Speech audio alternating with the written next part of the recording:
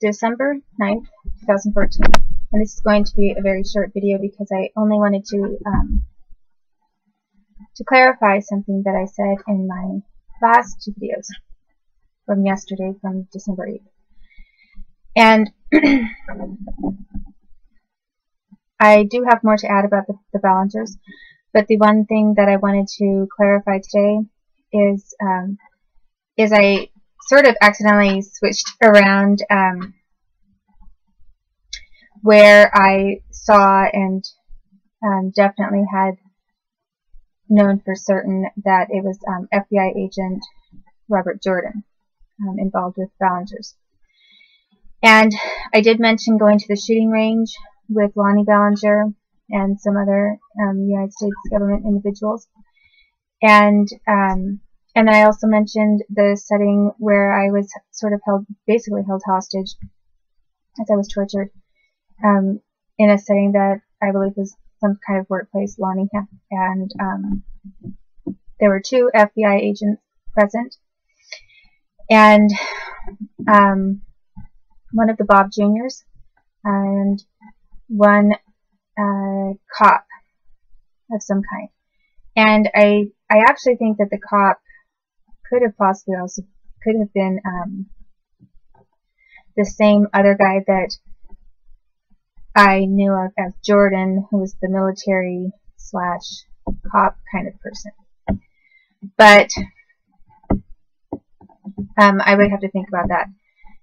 And then the two FBI agents were definitely FBI agents, but I said one of them was Robert Jordan. And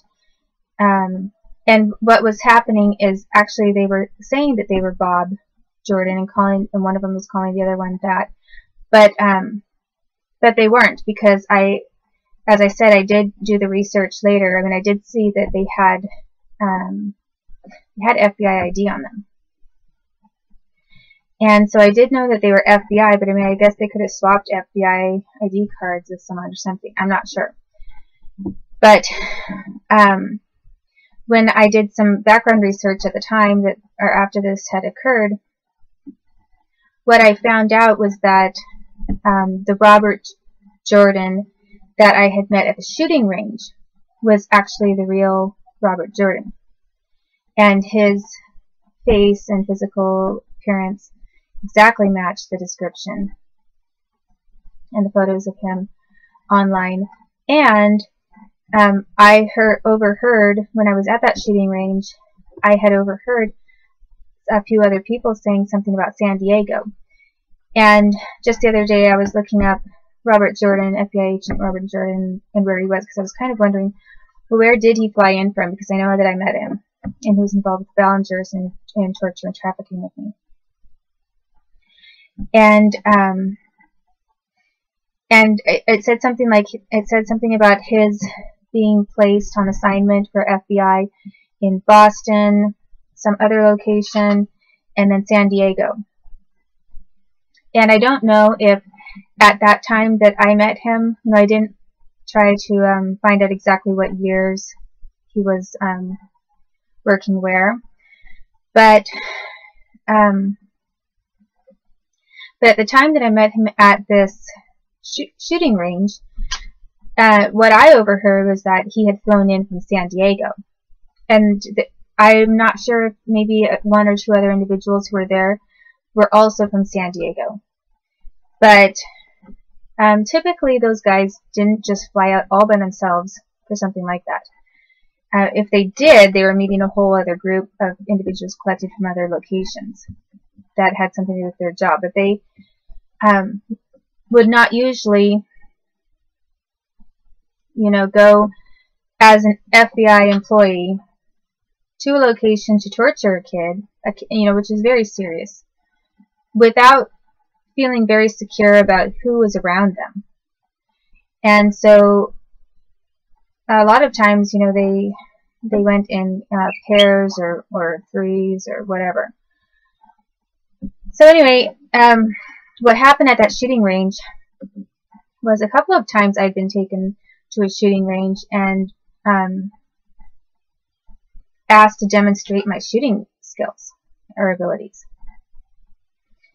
And I had thought, you know, because I had been on different shooting ranges, and I wasn't trained in guns as in to identify guns and knowing the names and titles of guns and that kind of thing. But yeah, I had been to shooting ranges and shotguns and that kind of thing before. And so I thought that's what that was about. But this one time that Robert Jordan was there from the FBI, he was extremely hateful. He acted like he hated my guts. He had some horrid chip on his shoulder about me for something. And I really don't know what. But I do know it was after 1982 because Katie Middleton, her name came into it as well. And he had some kind of interest in Katie Middleton, as well as knowing the Ballingers. So here I was at the shooting range, and the next thing I knew, they some of these shooting ranges, they're almost like bowling alleys. You know, like they had different lanes, and the lanes were all next to each other. And then you would have this like a long hallway, kind of like bowling alley hallway. And then down at the very end, there would be like a target, like a figure of a person or something that you're supposed to sight and then shoot on. And then they had earmuffs, you know, like earmuffs that you would put over your ears. And then some of the time there was some kind of like a clear, but like a hard plexiglass type of a material. Like maybe, I mean, I don't remember everything exactly, but maybe like for example, you'd be in this box room, like a room that was like a box. And then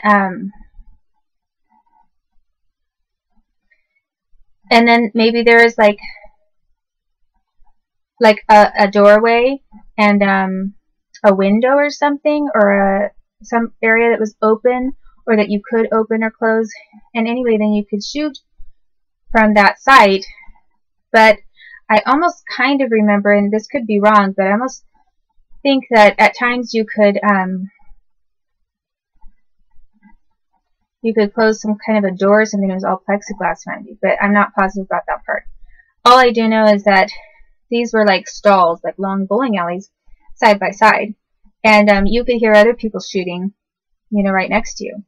You know, and they were all wearing, you know, FBI hats, and they were cops.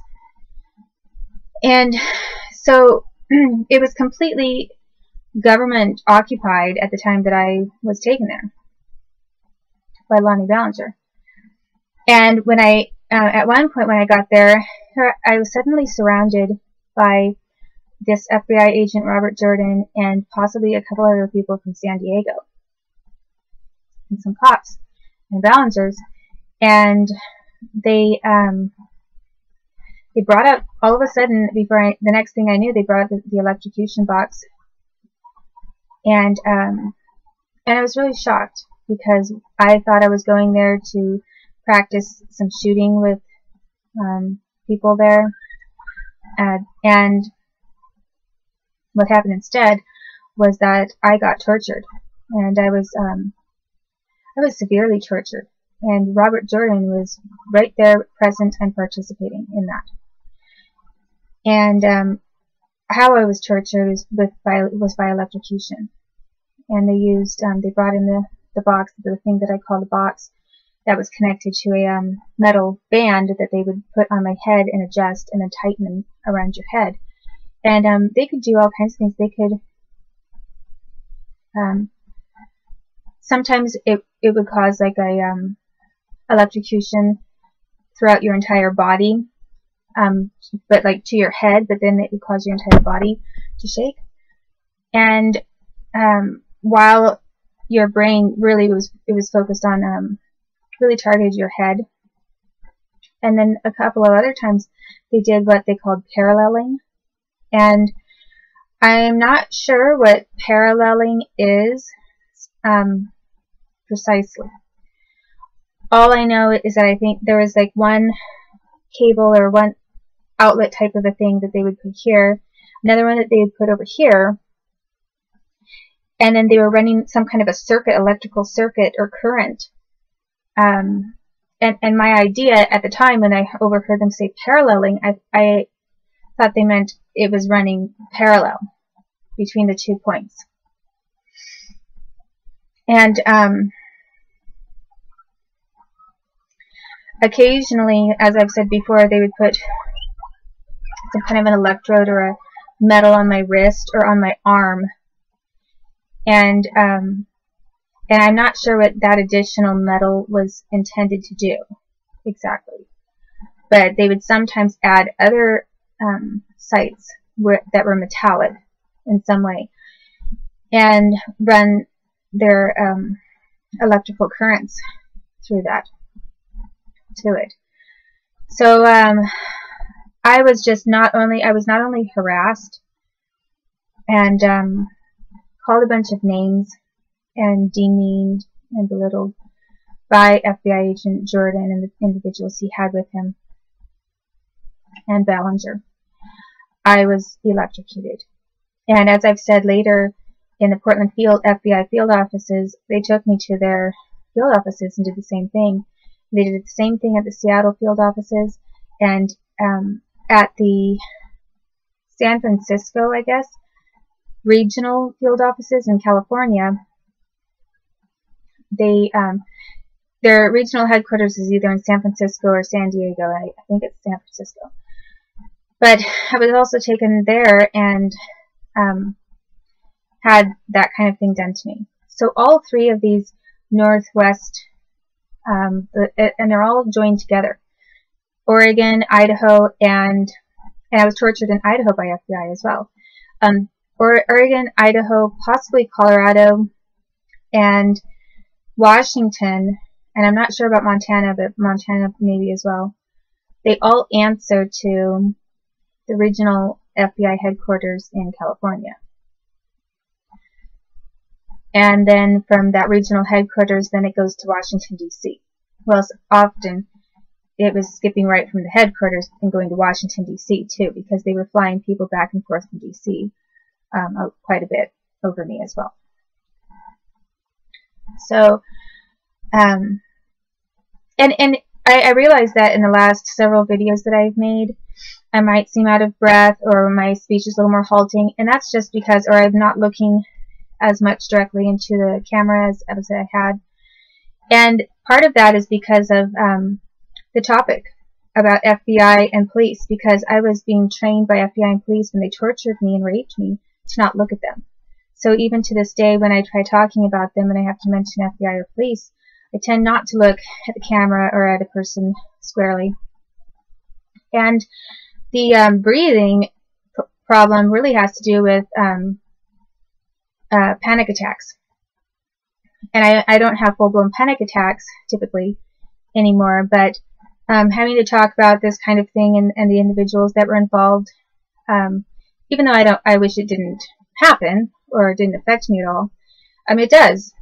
And so I'm not slowing down at all. It's that I'm having to basically talk about these things through all of the training and obstacles that they put in my way, because I was getting knocked around and tortured if I looked at them, and a whole bunch of other things. So anyway, what I wanted to clarify is that yes, FBI agent Bob Jordan was definitely involved in torturing me and in trafficking me, and he knew about a lot of things that were happening to me, and trafficking my music as well. And he was definitely a Katie Middleton fan. So were the Ballingers. And everyone there that was torturing me was. So really started to feel very disheartened because, why were all these people attacking me? And supposedly they're my own government. And then what happened,